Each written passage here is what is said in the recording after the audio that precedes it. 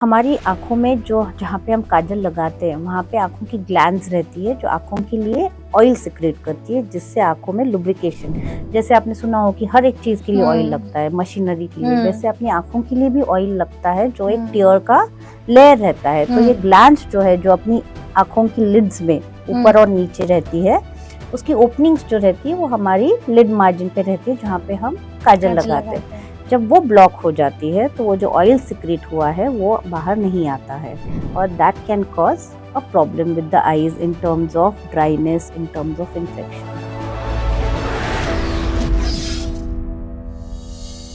नमस्कार and welcome to let's talk podcast. हमारी आंखें जो इस पूरी दुनिया को देखती है, क्या हम उसका अच्छे से ख्याल रखते हैं या नहीं? ये सारी चीजें हमारी आंखों के अंदर क्या है, हमें कैसे हमारी आंखों का ख्याल रखना चाहिए ताकि हम इस दुनिया को बेहतरीन तरीके से मरते दम तक देख सके। ये सारी बातें आज के हमारे जो पॉडकास्ट के गेस्ट हैं हमें बताने वाले हैं। Let's welcome an ophthalmologist doctor Sheetal today for this podcast, जहाँ पे हमें हमारी आंखों के अंदर हमें क्या क्या करना है, क्या नहीं करना है, वो सब बताएंगे। Welcome to the show doctor Sheetal. Thank you doctor Nishita for having me over here. So सबसे पहले शीतल जी, मैं आपसे ये पूछना चाहूंगी कि एक चीज रहती है ना कि हमारी आंखें जो हैं वो बहुत ही सेंसिटिव पार्ट होता है। जब भी हम जन्म लेते हैं वो कहते हैं कि तब से जो साइज होती है हमारी आंखों की वो वैसी की वैसी रहती है जब तक हम मरते हैं। Is that true? नहीं, सो बेसिकली इनफैक्ट जो इनिशियल फर्स्ट 6 years रहते हैं और उसमें से भी पहले 2 साल जो रहते हैं जहाँ पे आँखों की डेवलपमेंट होती है और वो सबसे इम्पॉर्टेंट रहता है। तो वो जो डेवलपमेंट रहती है वो development in terms of growth रहती है and development in terms of vision रहती है। सो आँखों की साइज जो हम बच्चे जब पैदा होते हैं वो और अपनी अडल्ट आँखों की साइज सेम नहीं रहती। Right, so there are so many such kind of misconceptions जो मैं आज आपसे पूछना चाहूंगी और हमारे व्यूवर्स के लिए क्लियर करना चाहूंगी। जैसे कि आजकल क्या हो गया है कि बहुत सारे लोग जो हैं वो अपनी आंखों को कमजोर कर रहे हैं ज्यादा स्क्रीन टाइम उन्हें दे दे के। तो चाहे वो बच्चा हो चाहे वो एडल्ट हो, तो स्क्रीन टाइम को रिलेटेड बहुत सारे क्वेश्चंस हैं। सबसे पहले तो WHO ने एक स्टडी करके, एक रिसर्च करके ऐसा ज़ाहिर किया था, ऐसा डिक्लेयर किया था कि 6 घंटे तक अगर आपके बच्चे स्क्रीन्स देखते हैं पूरे दिन में, then it is fine, it is safe. Is that true? I really do not think so. I'm not aware of this particular study because 6 घंटा बहुत ज़्यादा होता है। इनफैक्ट जब हमारी आंखें डेवलप होती है वो पीरियड रहता है हमारा चाइल्डहुड, जहाँ पे आँखों के नंबर्स भी बढ़ते हैं बिकॉज जनरली बाय 18, 19 और 20 years हमारे आँखों के नंबर्स स्टेबल होते हैं बिकॉज आँखों की ग्रोथ तब तक पूरी हो चुकी रहती है। सो इनफैक्ट बहुत सारा रिसर्च है, बहुत सारी स्टडीज़ है जहाँ पे ये पाया गया है कि जितना हम नज़दीक का काम करते हैं specially digital screen, it could be even continuous reading but the digital screen because of the glare has more effect. And क्योंकि डिजिटल स्क्रीन जो है जैसे कि video games on your tablets और मोबाइल और generally social media, it's very addictive. So child जो है या इवन एडल्ट्स वो बहुत टाइम बिताते हैं। तो अगर ये बचपन में बहुत ज़्यादा डिजिटल स्क्रीन यूज़ किया तो आँखों के नंबर्स ज़्यादा बढ़ते हैं। इनफैक्ट यहाँ पे ऐसी स्टडी है जहाँ पे प्रूव किया गया है कि at least minimum 2 hours outdoor play होना चाहिए बच्चों के हेल्दी आँखों के ग्रोथ के लिए, और जितना कम आप डिजिटल स्क्रीन यूज़ करो नज़दीक के लिए उतना अच्छा है उनके नंबर्स ज़्यादा ना बढ़ने के लिए। सो ये जो स्क्रीन की साइज़ जो है वो मैटर करती है कि छोटा मोबाइल में अगर देख रहे हैं या फिर बड़े टेलीविज़न पे देख रहे हैं तो कम खतरा है? स्लाइटली बेटर आई वुड से television at a distance because आपकी आंखें एटलीस्ट रिलैक्स पोजीशन में रहती है। जब भी हम कोई भी नज़दीक का काम कर रहे हैं हमारी आंखों को कंटिन्यूअसली अपनी आंखों की मसल्स को काम करना पड़ता है, उनको कॉन्ट्रैक्ट करना पड़ता है। तो वो एक कॉन्ट्रैक्टेड पोजीशन में रहती है और रिलैक्स पोजीशन में नहीं रहती है and that gives a stimulus for strain and for number increasing in children and for adults it will give you lot of strain. Second चीज, जब भी हम डिजिटल स्क्रीन पे रहते हैं be it TV as well as the any न्योर digital screen, we tend to blink little less, या जो भी Yeah. ब्लिंकिंग अपनी रहती है वो थोड़ी हाफ हार्टेड ब्लिंकिंग रहती है, Hmm. Those are not complete blinks. So it causes more evaporation अपने टीयर्स का, आंसुओं का, that will create dryness which will give you. जैसे हम लोग बहुत बारी देखते हैं कि अगर बहुत देर तक हम लोग टीवी देख रहे हैं, बहुत देर तक हम लोग मोबाइल पे, तो हमारी आंखें थकी थकी सी रहती है. तो ये सारी चीजें बहुत ज्यादा कोई भी स्क्रीन टाइम से होती है. राइट. अब स्क्रीन टाइम की अगर बात करें तो जैसे एडल्ट्स में भी ये बहुत ही काफ़ी ज़्यादा पाया गया है, चाहे खा रहे हैं, कुछ भी उनको 2 मिनट का अगर सिग्नल पे भी टाइम मिल गया है तो they will watch the phone and they will absolutely. Check the reels. अच्छा 160 का सिग्नल का टाइम है तो चलो 30 सेकंड्स के 2-3 रील्स तो देख ही लेंगे. सो ये जो चीज़ें हैं ये क्या आपके चश्मे के नंबर ला सकते हैं? सो जैसे मैंने बोला, मे बी 30 सेकेंड रील्स यहाँ वहाँ देखने से नहीं, बट येस चाइल्डहुड में ये अडल्ट के साथ नहीं रहेगा. अगर एक 20 साल का और 25 साल का या वट एवर उसके ऊपर के अगर आदमी कंटिन्यूसली मोबाइल देख रहा है तो उनको स्ट्रेन होगा आंखों को, या उनको ड्राइनेस होगा आंखों को, या उनको हेडेक्स होंगे. बट यही चीज़ अगर बच्चा कर रहा है तो उनके नंबर्स बढ़ने के बहुत ज़्यादा चांसेस है. राइट. क्या ऐसा पाया जाता है कि जो आँखों के लिए स्पेशल फूड होता है? जैसे हमें बचपन में सिखाया गया था मम्मी ने मार-मार के कि भाई तुमको जो कोथिमीर है जो वो तुमको खानी ही पड़ेगी, तभी तुम्हारी आँखें जो है ठीक रहेंगी, you have to eat. Then वो जो लॉन होती है, ग्रास लॉन, उसके ऊपर नंगे पैर अगर चलोगे तो your eye site will be good. तो ऐसी सब चीज़ें जो होती हैं, कुछ ऐसा फिक्स होता है कि ये अगर खाओगे तो आपकी आँखें अच्छी होंगी? सो जैसे आपने बोला कि कोथमीर, सेकंड चीज जो मैं सुनती हूँ जो है वो गाजर की, गाजर, गाजर बहुत कैरट्स अच्छा या रहता है. सो बेसिकली अपनी कोई भी आंखों के हेल्थ के लिए या इवन जनरली बॉडी के हेल्थ के लिए अच्छे विटामिन, अच्छे न्यूट्रिएंट्स होना ज़रूरी है. इसका मतलब ये नहीं कि आप बहुत सारी कोथिमीर खाओगे तो आपकी चीज़ अच्छी होगी, या आप गाजर खाओगे तो कोई मैजिकली आपकी आंखें अच्छी होगी. बट इन जनरल जो आंखों के लिए इंपॉर्टेंट विटामिन रहते हैं, जैसे विटामिन ए, तो वो आपको कोथिमीर में भी मिलेगा, वो आपको गाजर में भी मिलेगा, वो आपको पपाया में भी मिलेगा, मैंगो में भी मिलेगा, और दूसरे लीफी वेजिटेबल्स में भी मिलेगा. विटामिन ए के साथ विटामिन बी, विटामिन सी और विटामिन डी उतने ही इम्पोर्टेंट रहते हैं. सो बहुत सारी vitamin and electrolytes and nutrients important रहते हैं. सो एक हेल्दी बैलेंस डाइट रखना है जिसमें हर तरीके के प्रोटीन्स, हर तरीके के vitamin as well as omega 3 fatty acids वगैरह जैसे एसेंशियल फैटी एसिड्स हो, ना कि कोई एक पर्टिकुलर गाजर खाना है या कोई एक चीज खानी है. सो जो चाहिए न्यूट्रिएंट्स वो सारे के सारे हर एक एक हेल्दी चीज डाइट में अपने या को मिलने चाहिए. राइट. और जंक फूड हमेशा खराब रहता है आंखों की हेल्थ के लिए.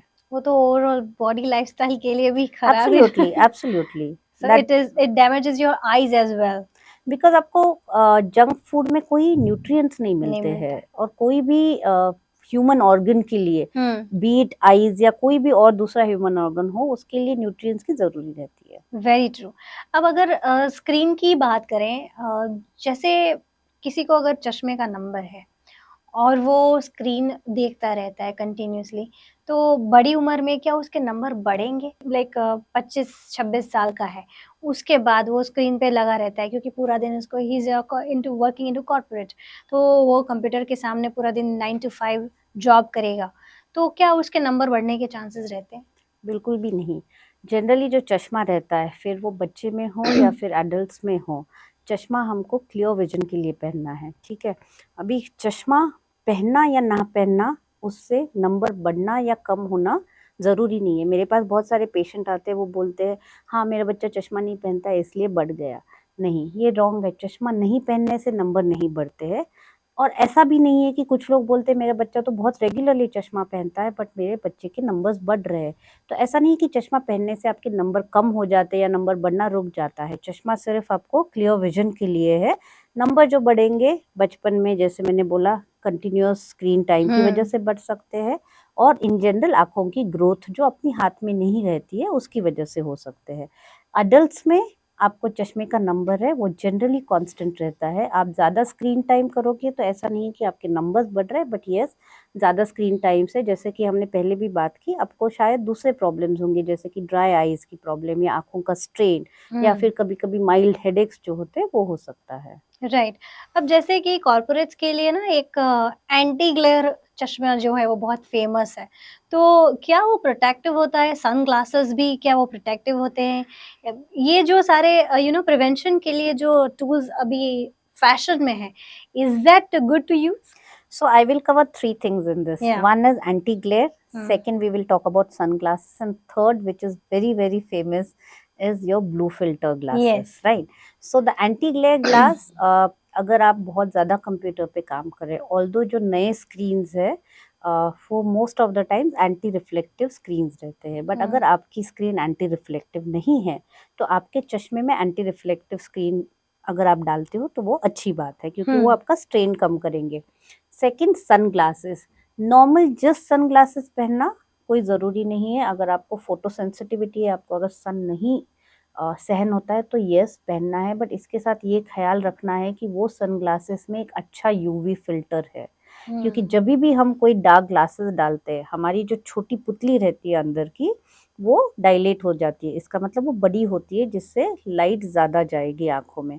बट क्योंकि आपने डार्क ग्लासेस पहने हैं वो आपको उसका इफेक्ट नहीं समझेगा, बट अगर आपके पास यूवी फिल्टर नहीं है वो सन ग्लासेस में तो यूवी रेज ज़्यादा अंदर जाएंगे।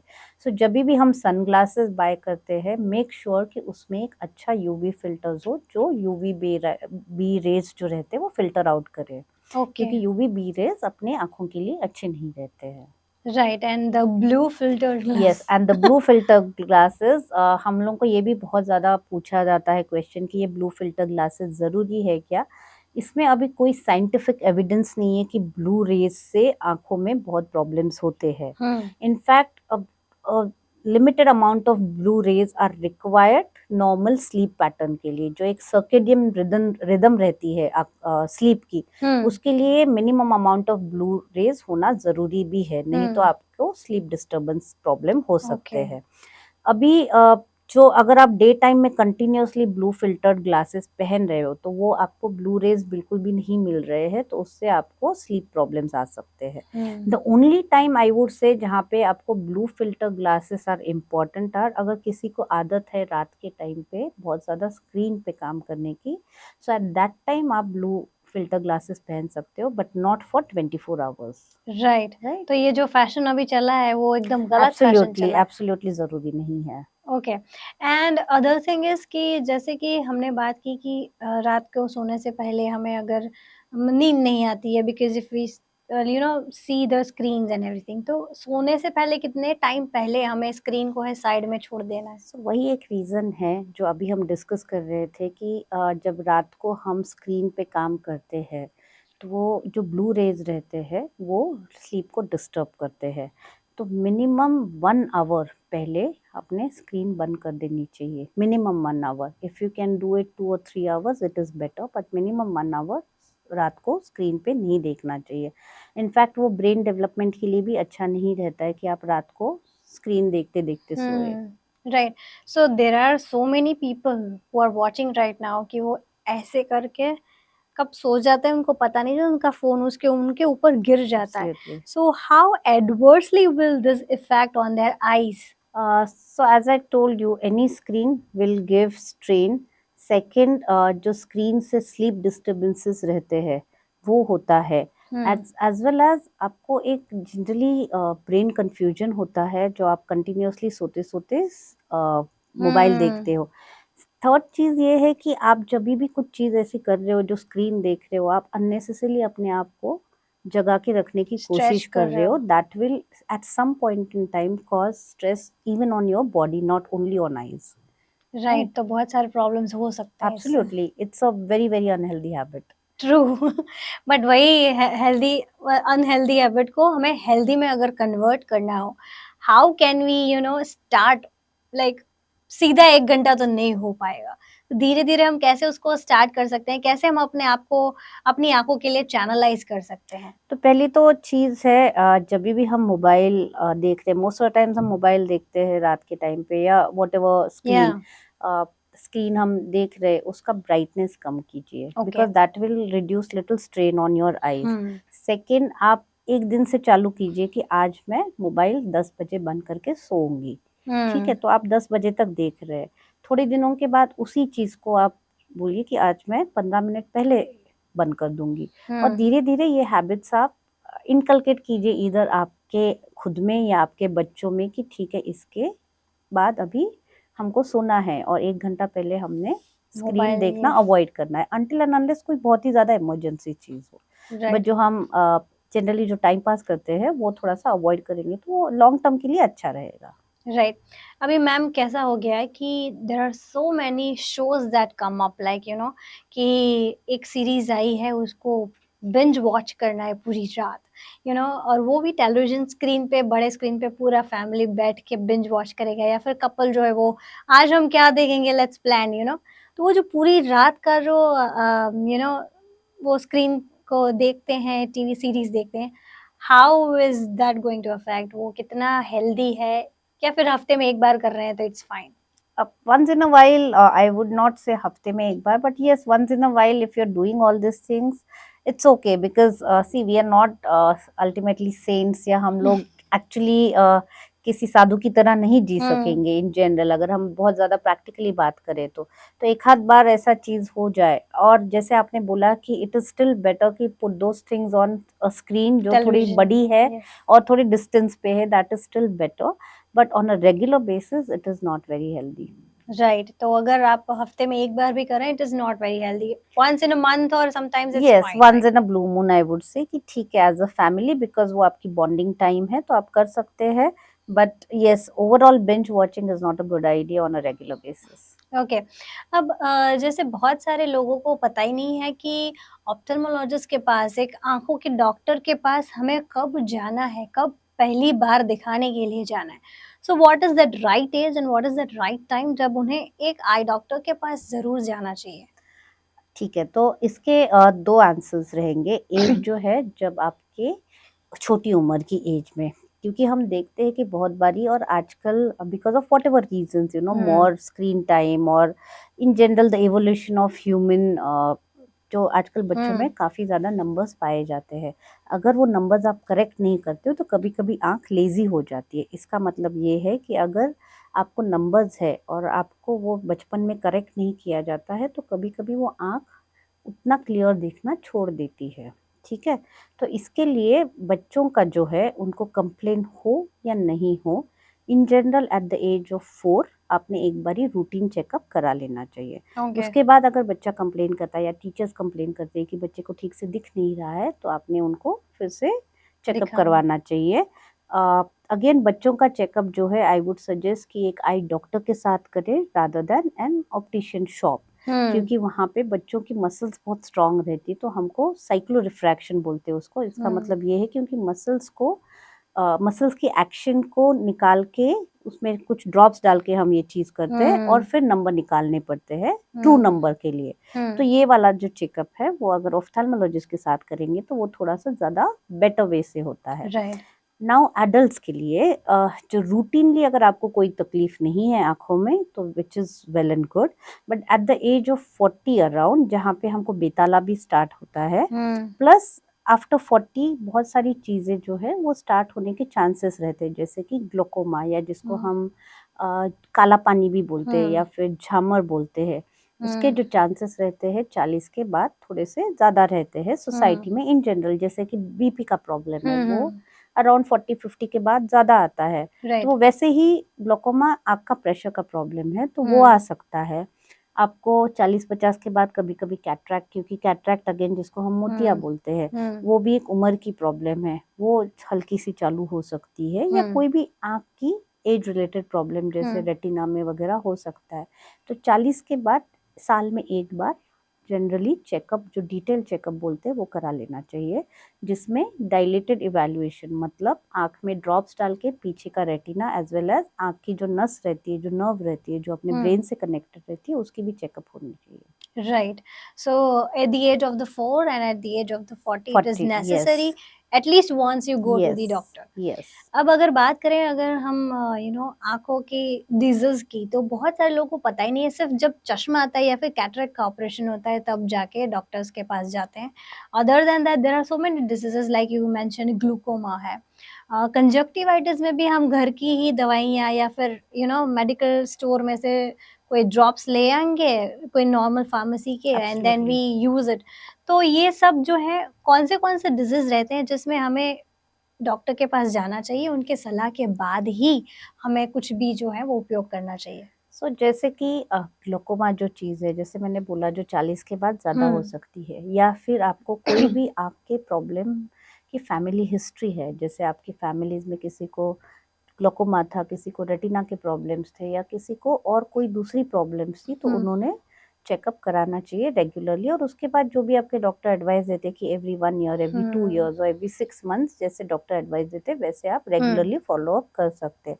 सेकंड चीज़ जो हम कॉमनली देखते हैं, अभी हर चीज़ के लिए डॉक्टर के पास भागना कभी-कभी मुश्किल भी होता है, तो जैसे हुँ, कंजंक्टिवाइटिस है और कभी थोड़ी-सी आँख लाल हो जाती है, हुँ, तो आप ओवर द काउंटर चीज़ें बाय कर सकते हैं, पर जब आप ओवर द काउंटर चीज़ें लेते हैं तब आपको बहुत ज़्यादा ख़्याल रखना है कि आप स्टेरॉइड नहीं डाल रहे हैं, बिकॉज़ स्टेरॉइड कभी-कभी हार्मफुल होता है आँखों में। और ओवर द काउंटर काफ़ी बारी जो मेडिकल शॉप में जो ड्रॉप्स देते हैं वो एंटीबायोटिक स्टेरॉइड का कॉम्बिनेशन देते हैं, that could be detrimental for your eyes if you have hmm, an infection like conjunctivitis. Hmm, ठीक है? बट अगर आप 1 आध 2 दिन के लिए देखना चाहते हैं कि नहीं, मैं प्लेन एंटीबायोटिक डाल के देखूँ या प्लेन लुब्रिकेटिंग ड्रॉप डाल के देखूँ, lubricating drop is like a moisturising hmm, drop, तो वो आप कर सकते हैं।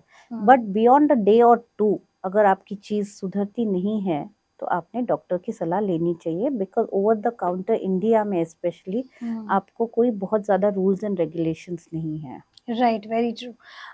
अब जैसे कि घरेलू उपाय भी बहुत सारे आँखों को जो बहुत ही सेंसिटिव पार्ट है उसको लेके किया जाता है। जैसे कि अगर किसी को रेडिश आई हो गई है या फिर सेंसिटिविटी हो रही है, जलन हो रही है आँखों में, तो वो क्या करेंगे कि दूध में वो पोछा डाल के फिर वो डालेंगे पूरी रात, ऐसा सब करेंगे। Is that correct. Advisable? Absolutely not. In fact हमारे पास पेशेंट्स आते हैं जो आँखों में दूध डालते हैं, आँखों में हनी डालते हैं, आँखों हुँ, में रोज़ वाटर डालते घी हैं, डालते हैं। एब्सोल्युटली घी डालते हैं। सो ये 3-4 चीज़ें बहुत कॉमनली डाली जाती है। ऑल्दो घी बत बोलिए, हनी बोलिए, या कोई भी चीज़ जो है ये डालते हैं, उसमें मॉइस्चराइजिंग क्वालिटीज़ है। बट ये इसलिए नहीं डालनी चाहिए बिकॉज़ ये स्टेराइल नहीं है, ठीक है? उससे आप नए इन्फेक्शंस इंट्रोड्यूस कर सकते हो आँख में, क्योंकि ये प्रॉपर तरीके से बनाई नहीं रहती है, जैसे कि कोई दवा बननी चाहिए। सेकंड चीज़, ये डालने के बजाय अगर आप ओवर द काउंटर जो लुब्रिकेटिंग ड्रॉप मिलते हैं, आप एटलीस्ट वो डालेंगे तो वो ज़्यादा बेनिफिशियल रहेंगे, क्योंकि वो आपके टीयर्स के लिए हुँ, जैसे बने हुए रहते हैं, जो आपके हुँ। ह्यूमन आँखों के लिए बनाए रहते हैं। So I would totally say not to put ghee, rose water, then honey and दूध आँखों में, क्योंकि ये आपको इन्फेक्शंस कॉज़ कर सकते हैं। राइट। अब जैसे ये तो सब घरेलू चीज़ें हो गई लेकिन कॉस्मेटिक्स वो भी बहुत बढ़ गया है। घर पे बना हुआ काजल बेबी की आँखों में डालते हैं, इज़ दैट एडवाइजेबल? अगेन ये मैं बहुत बारी देखती हूँ, और कभी अगर मैं अपने पेशेंट्स को बोलूँ कि काजल नहीं लगाना चाहिए, तो बोलते कि पर डॉक्टर साहब, ये काजल तो हमने घर पे बनाया हुआ है, तो हुँ, उसमें कोई केमिकल नहीं है। कोई भी काजल हो, इवन दो वो घर पे बनाया हुआ है, जैसे मैंने बोला कि घर पे बनी हुई चीज़ भी कोई ना कोई केमिकल फ़ॉर्मूला ही रहता है उसमें। जस्ट बिकॉज़ वो हम घर पे बनाते हैं, इसका मतलब ये नहीं है कि वो केमिकल फ्री है, वो हुँ, एक। सेकंड पार्ट, अगेन वो स्टेराइल नहीं रहती है, वो एक पर्टिकुलर वे से एकदम स्टेराइल कंडीशन में बनी हुई नहीं रहती है, तो वो अगेन इन्फेक्शन कॉज़ कर सकती है। थर्ड चीज़, ये आँखों के लिए इरिटेंट हो सकती है। और हमारी आँखों में जो जहाँ पे हम काजल लगाते हैं, वहाँ पे आँखों की ग्लैंड्स रहती है, जो आँखों के लिए ऑयल सिक्रेट करती है, जिससे आँखों में लुब्रिकेशन, जैसे आपने सुना हो कि हर एक चीज़ के लिए ऑयल हुँ, लगता है, मशीनरी के लिए, हुँ, वैसे अपनी आँखों के लिए भी ऑयल लगता है, जो एक हुँ, टियर का लेयर रहता है। तो ये हुँ, ग्लैंड्स जो है, जो अपनी आँखों की लिड्स में ऊपर हुँ, और नीचे रहती है, उसकी ओपनिंग्स जो रहती है, वो हमारी लिड मार्जिन पे रहती है, जहाँ पे हम काजल काजल लगाते हैं। लगाते हैं। जब वो ब्लॉक हो जाती है, तो वो जो ऑयल सिक्रीट हुआ है वो बाहर नहीं आता है, और that can cause a problem with the eyes in terms of dryness, in terms of infection. Right, तो रेगुलर बेसिस पे जो लड़कियाँ काजल लगाती हैं, उन्हें लगाना चाहिए कि नहीं? अगेन अगर मैं as a doctor very scientific answer दूँ तो आइडियली नो, बट वो चीज़ मैं भी खुद नहीं करती हूँ, बिकॉज हर चीज़ का एक बैलेंस होता है। Hmm, so the practical way what I have learned and what I practice in my clinic is I tell them how to clean it. Okay, okay. बच्चों के लिए एब्सोल्युटली नो, हम्म। ठीक है, बट देन एडल्ट्स जो काजल लगाते हैं including me, मुझे हम्म। पता है कि मैं अगर किसी लड़की को ये एडवाइस दूं कि आप काजल नहीं लगाओ, तो वो एडवाइस सिर्फ एडवाइस रहेगी, उसको कोई फॉलो नहीं करेगा। तो उसके बजाय मैं बताती हूँ कि आपको कैसे क्लीन करना चाहिए काजल को। सो काजल को कैसे क्लीन करना है, ये एडवाइजेस अपना जो नॉर्मल ईयरबड रहता है वैसा ईयरबड आप थोड़ा सा ल्यूकवार्म वाटर में डाल के रात को सोते टाइम पे उसको काजल को निकाल के और आँखों को पूरा अच्छे से मेकअप फ्री करके ही सोना चाहिए। Right. Amazing advice and well said कि सिर्फ एडवाइस नहीं है, अच्छे से इसको फॉलो एब्सोल्युटली। करेंगे। अब कॉस्मेटिक्स की बात निकली है तो there are so many fashion of you know lens पहनना। अभी एक रिसेंटली एक केस आया था जहाँ पे एक बॉलीवुड आई मीन टेलीविजन की एक्ट्रेस हैं, उन्होंने लेंस पहना हुआ था किसी इवेंट के लिए। फिर उनकी आँखों में बड़ी-बड़ी पट्टियाँ लगाई थी, 2 दिन 3 दिन उनको लगे थे उनकी आई साइट वापस आने के लिए, बहुत जलन हो रही थी and she went through a painful process. अब इतने बड़े जब सेलिब्रिटी जो हैं वो महँगे लेंस पहन के जो सफ़र करते हैं, तो we get lenses for 99 rupees, 299 rupees, 599 rupees. How safe are they? And how are, even they are given permission to sell? As I said, let us not get into the permission because it is a very different topic. But in general, जो contact lenses रहते हैं, जब भी हम contact lens किसी को prescribe करते हैं, अगर किसी को चश्मा नहीं पहनना है, तो there are different ways. One is contact lens, right? The other way is the surgical corrections. So जब भी आप contact lens पहनते हैं, तो ये चीज़ें जो भी contact lens सेल करता है, be it a doctor or an optician or whoever it is. So ideally ये दो लोगों ने ही contact lens को सेल करना चाहिए। अगर दूसरे कोई प्रिस्क्राइब करते हैं या बेचते हैं, तो उनको उसका साइंटिफिक एविडेंस नहीं पता रहता या उसका ख्याल कैसे रखना है वो पता नहीं रहता। तो contact lens cleaning everyday is very important. Second is contact lens जो है वो हर बारी निकाल के सोना है, ठीक है। कॉन्टैक्ट लेंस के साथ आप सोते हो तो वो काफ़ी बारी चिपक जाते हैं आँखों के ऊपर, और वो निकालते निकालते कभी-कभी आँखों का एक लेयर भी, जो स्किन ऑफ अपनी जो कॉर्निया बोलते हैं, वो आ सकती है, ठीक है। थर्ड चीज़ जो है, अगर आप कॉन्टैक्ट लेंस के साथ सोते हो तो अपनी आँखों को जो ऑक्सीजन रिक्वायर्ड रहता है वो मिलता नहीं है, या जो न्यूट्रिएंट्स रहते हैं वो मिलते नहीं हैं। तो कॉन्टैक्ट लेंस के साथ सोना बहुत ही ज़्यादा हार्मफुल रहता है, और ये कॉज़ रह सकता है इवन वो जो टीवी एक्टर्स में जो उन्होंने शायद किया होगा। थर्ड चीज़ जो रहती है, जो कॉन्टैक्ट लेंस के साथ मेकअप करते हैं लोग, तो वो कॉन्टैक्ट लेंस के साथ मेकअप जब करते हैं आप, तो उसका भी एक तरीका है कि आप पहले कॉन्टैक्ट लेंस पहनो, फिर मेकअप करो, कॉन्टैक्ट लेंस पहले निकालो और फिर मेकअप निकालो, ठीक है। तो ये सारी चीज़ें फॉलो करनी चाहिए। और सबसे हार्मफुल जो मैं देखती हूँ, जो स्पेशली जो ब्यूटी सैलून में होता है, जो ब्राइडल मेकअप करते हैं या जो भी कोई भी इवेंट के लिए मेकअप करते हैं, उनको आदत रहती है लोगों को कॉन्टैक्ट लेंस डालने की। तो वो जैसे डालते हैं वो एक स्टेराइल वे नहीं रहता है, क्योंकि कॉन्टैक्ट लेंस डालते टाइम पे हाथ धोना, कॉन्टैक्ट लेंस का सॉल्यूशन यूज़ करना, उसको स्टेराइल वे से डालना बहुत ज़रूरी रहता है। और एक कॉन्टैक्ट लेंस सिर्फ एक आदमी के लिए यूज़ करना चाहिए। जो मैं देखती हूँ सैलून में, वो लोग कॉन्टैक्ट लेंस डालते हैं, वही चीज़ दूसरे कस्टमर के लिए भी यूज़ करते हैं, जो बहुत ही ज़्यादा हानिकारक हो सकता है। तो वेरी ट्रू। कॉन्टैक्ट लेंसेज ऐसे ही यूज़ नहीं करने चाहिए, सिर्फ अगर आपके डॉक्टर सलाह देते हैं आपको, और वो सलाह के साथ जो भी आपको प्रिकॉशंस बोले जाते हैं, अगर आप वो कर सकते हैं तो ही कॉन्टैक्ट लेंस यूज़ करना है, otherwise it could be very very harmful. अभी आजकल ma'am permanent liners and permanent kajal का भी एक दौर चला है जिसमें 2 वेरिएशंस है। वन इज़ आयुर्वेदिक तरीके से अगर आपको परमानेंट काजल और परमानेंट लाइनर करवा सकते हैं, और बाकी जो लेज़र तरीका है वो तो है ही है। तो ये कराना चाहिए या फिर ये it is very harmful?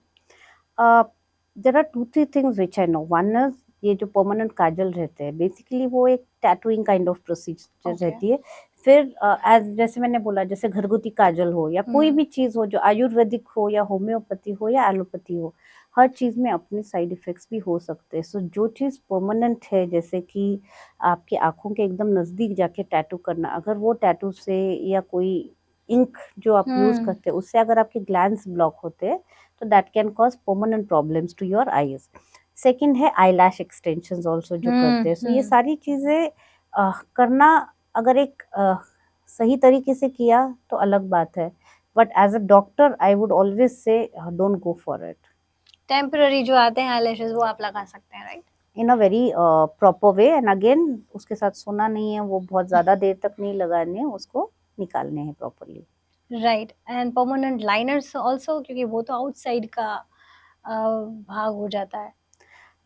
Even तो वो आउटसाइड पे they are very close to आपकी आई ग्लैंड ओपनिंग, सो जैसे मैंने बोला वो ओपनिंग शायद अगर बंद हो जाए या कोई इंजरी ना हो जाए आँखों के लिए, तो ये सारे ख़्याल बहुत ज़्यादा रखने चाहिए।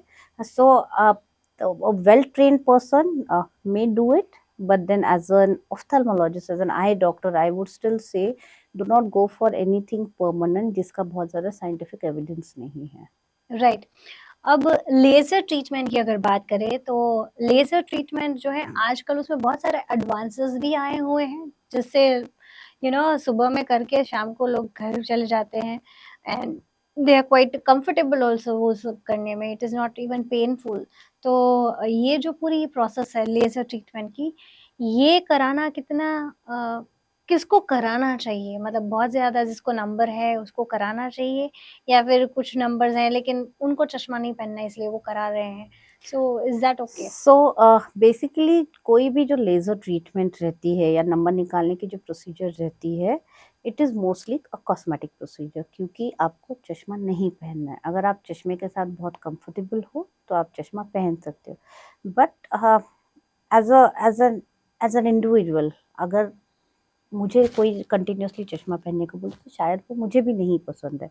तो चश्मे का नंबर निकालना बुरी बात नहीं है, बट निकालने के पहले ये देखना बहुत ज़्यादा ज़रूरी है कि आपकी आँखों के लिए वो लेज़र प्रोसीजर सेफ़ है या नहीं। सो लेज़र प्रोसीजर के पहले बैटरी ऑफ टेस्ट करते हैं हम लोग, वो देखने के लिए जिसमें हम आपके आँखों का शेप देखते हैं, जिसके ऊपर हम लेज़र करते हैं, आँखों में कितनी ड्राइनेस है वो देखते हैं, आप कोई दूसरी ट्रीटमेंट्स यूज़ कर रहे हैं या नहीं वो देखते हैं। सो बहुत सारी चीज़ें रहती है जो हमको देखनी होती है और उसके बाद हम डिसाइड करते हैं कि how safe it is for you. So अगर वो हमारी तरफ से 100% सेफ्टी के इसमें आता है तो ही लेज़र ट्रीटमेंट के लिए हम जा सकते हैं। और एक बार अगर किसी ने लेज़र ट्रीटमेंट कर लिया है, क्या वो गारंटी है कि उसके बाद उसको नंबर्स वापस नहीं आएँगे? So human body is a dynamic thing. So there is nothing like कि आपने आज नंबर निकाला और वो हमेशा के लिए ज़ीरो रहेगा। बिकॉज़ इवन नॉर्मली क्या होता है ना कि जैसे हम बड़े हो रहे हैं, हमारी स्किन में फ़र्क आता है, हमारी हेयर में फ़र्क आता है, हमारी बॉडी में फ़र्क आता है, हमारी हर एक ऑर्गन में फ़र्क आता है। तो आँख को हम अलग से नहीं रख सकते। सो आँखों में भी कुछ चेंजेज़ आते हैं जिसकी वजह से आपको छोटे नंबर्स वापस आ सकते हैं। क्योंकि वो जो लेज़र करेक्शन से जो नंबर करेक्ट किया जाता है वो इवन दो नंबर कांस्टेंट होने के बाद किया जाता है, it is always the number constant means plus और माइनस 0.5 0.75। अगेन ये रूल जो फॉलो होते हैं वो 90% लोगों के लिए, 5 से 10% ऐसे लोग रहते हैं जिनमें throughout the life numbers change होते हैं। Now we can not predict that at the age of 20 और 21, तो हुँ। Sometimes you will see very rarely कि people have even more number, as long as आपकी आँखें नॉर्मल है और आँखों में कोई लेज़र से प्रॉब्लम होने की वजह से नंबर नहीं आई है, that is hmm. A normal phenomena. Right, and अगर हम बात करें तो बहुत सारे डॉक्टर्स जो होते हैं उनको बहुत चश्मे, मतलब they have the numbers, right? तो is it because of lot of पढ़ाई, उन्होंने जो पूरे अपने लाइफ में पढ़ाई की होती है डीम लाइट्स में रात को जाग जाग के, is that because of that, और क्या ज्यादा पढ़ाई करने से नंबर आ जाते हैं? सो इसमें 2 चीज़ें, जैसे आपने बोला कि डिम लाइट में पढ़ाई करने से नंबर आते हैं क्या? सो ये अगेन इट्स नॉट ट्रू कि अगर हम डिम लाइट में पढ़ते हैं तो उसकी वजह से नंबर्स आते हैं या उसकी वजह से अपनी आँखों में प्रॉब्लम्स आती है या कुछ डिसीज़ेज़ होते हैं। बट हमेशा एक अच्छी लाइट सोर्स होना अच्छी बात है, बट डिम लाइट में आप पढ़ते हो तो उससे कोई एज़ सच आपको नंबर्स बढ़ने नहीं वाले हैं। हम्म। सेकंड चीज़, ज़्यादा पढ़ाई करने से नंबर आना इज़ मोर लाइक आप बहुत ज़्यादा न्यू वर्क कर रहे हो। अगर आप कंटिन्यूअसली घर में बैठ के, जैसे हमने पहले भी बात की हम्म। कि now there are lot of scientific evidences कि एक चाइल्ड की ग्रोथ के लिए, इवन आँखों की हेल्दी ग्रोथ के लिए बाहर खेलना बहुत ज़्यादा ज़रूरी है।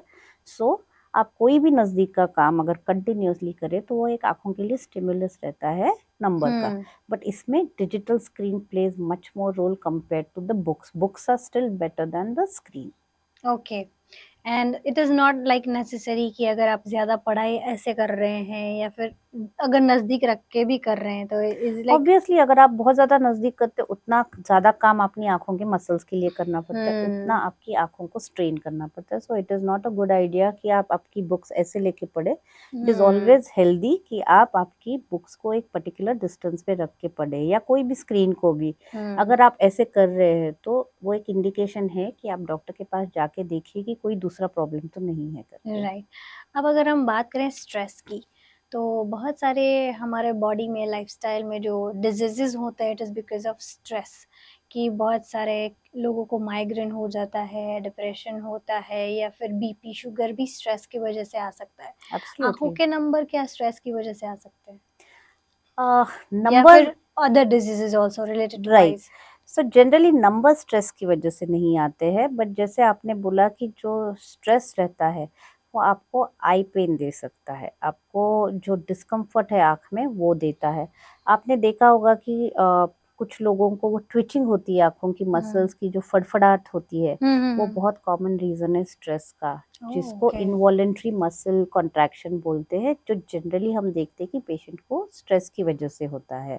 थर्ड चीज़ है जभी भी आपको माइग्रेन वगैरह रहता है, तो माइग्रेन जो है वो जितना आपका न्यूरोलॉजिकल हेडेक है उतना ही वो आँख के अराउंड भी पेन करता है या आपको आँखों में लाइट सेंसिटिविटी देता है। तो ये सारी चीज़ें जो है वो ज़्यादा स्ट्रेस की वजह से बढ़ती है या एग्ज़ैजरेट होती है। तो एब्सोल्युटली स्ट्रेस की वजह से आपको ऐसे हमेशा लगेगा कि आँखें थकी-थकी सी है करके। हुँ।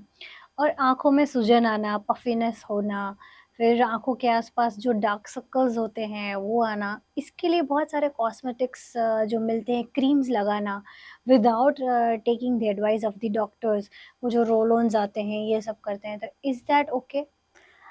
अ, जो आँखों के डार्क सर्कल्स के लिए जो क्रीम्स रहते हैं या कोई भी क्रीम्स रहते हैं, I don't think it is a good idea कि आप किसी ऑफ्थेल्मोलॉजिस्ट को या डर्मेटोलॉजिस्ट को बिना पूछ के यूज़ करें, बिकॉज़ आपको पता नहीं कि वो आपकी आँखों के लिए या स्किन के लिए कितने सेफ है। अगर आप रोल-ऑन्स करना चाहते हो या कुछ आई एक्सरसाइज़ करना चाहते हो या जैसे कि कूल फॉर्मेंटेशन हुँ। करते हो, that is all right, but again directly ice आँखों के ऊपर नहीं रखना चाहिए because that can cause cold burns. So बहुत सारी चीज़ें हैं वो हमेशा एक बारी एडवाइस लेके करो, वो ज़्यादा अच्छा है। हुँ। मैं चाहूँगी कि आप हमें बताइए कि आँखों की अच्छी हेल्थ के लिए what are the things that we should be doing in our daily lives? 1, if you're a girl and wearing makeup, please remove it before you go to sleep or when you go home. हुँ। ठीक है। Second, अगर आप contact lenses पहनते हो तो वो 6 to 8 hours से ज़्यादा नहीं पहनने हैं। कॉन्टैक्ट लेंसेज के साथ नहीं सोना है। आपको अच्छा बैलेंस्ड हेल्दी डाइट खाना है जिसमें विटामिन्स, मिनरल्स, फैटी एसिड्स भी होने चाहिए और जितना आप जंक कम खाएँ उतना आपकी आँखों के लिए वो अच्छा है। डिजिटल स्क्रीन लिमिटेड टाइम के लिए यूज़ होनी चाहिए, वो इक्वली ट्रू है बच्चे के लिए एज़ वेल एज़ एडल्ट्स के लिए, because digital screen cause dryness hmm. As well as headaches and eye strain. So in general जो ये छोटी-मोटी जो 4-5 चीज़ें हैं अगर उसका हम ख़्याल रखें तो मोर और लेस आपकी आँखें काफ़ी हेल्दी रहेगी। एंड आई वुड से the most important thing is hydrate yourself. Okay. Hydration is very important for lubrication of the eyes and in general to reduce all this puffiness and all hmm, also. Hmm, hmm. So hydration करना ज़रूरी है।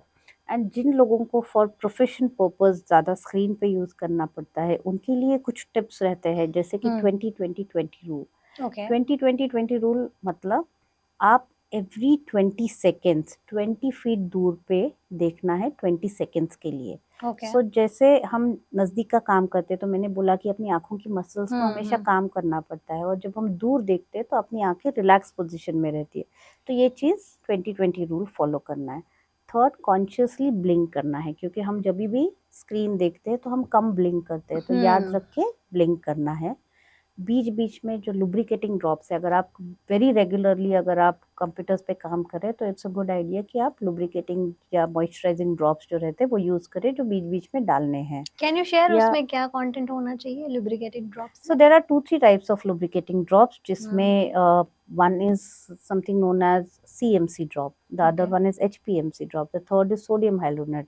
Any drop is fine. Okay. It's not like that कि आपको एक particular ये करना चाहिए, हम्म, as long as it's made for your eyes, right? Instead of आपके घी या ऐसी चीज़ों के लिए, तो कोई भी जो lubricating drops है जो आपको over the counter भी मिल जाते हैं वो आप यूज़ कर सकते हैं, या फिर आप आंखें बंद करके थोड़ा सा पानी स्प्लैश Splash. करें। Generally as an eye doctor I don't advise कि आप आंखें खोल के पानी स्प्लैश करो, because that can Oh. Cause injury and that can introduce कोई भी बैक्टीरियाज या वायरसेस, क्योंकि अपने पानी एकदम क्लीन नहीं रहते हैं। हम्म, सो ये 3-4 चीज़ें हैं, अगर आप कंप्यूटर करते टाइम पे भी ये करेंगे तो आपकी हम्म, आंखों का स्ट्रेन कम रहता है। सेकेंड, द लाइट एकदम सामने से नहीं आनी चाहिए, लाइट का सोर्स जो है पीछे से आना चाहिए। कंप्यूटर की ग्लेयर जो है स्क्रीन की वो कम होनी चाहिए। Font should be of good size कि आपकी आँखों को अननेसेसरी स्ट्रेन नहीं होना चाहिए। हम्म, और जो एक लेवल रहता है कंप्यूटर के स्क्रीन का या डेस्क स्क्रीन का या कोई भी स्क्रीन का, it should not be too low, it should not be high, it should be just below your eye sight. Okay, मतलब वो मैच करना चाहिए। एब्सोल्युटली। सो इफ सो वो अपनी आँखों को कम स्ट्रेन देता है।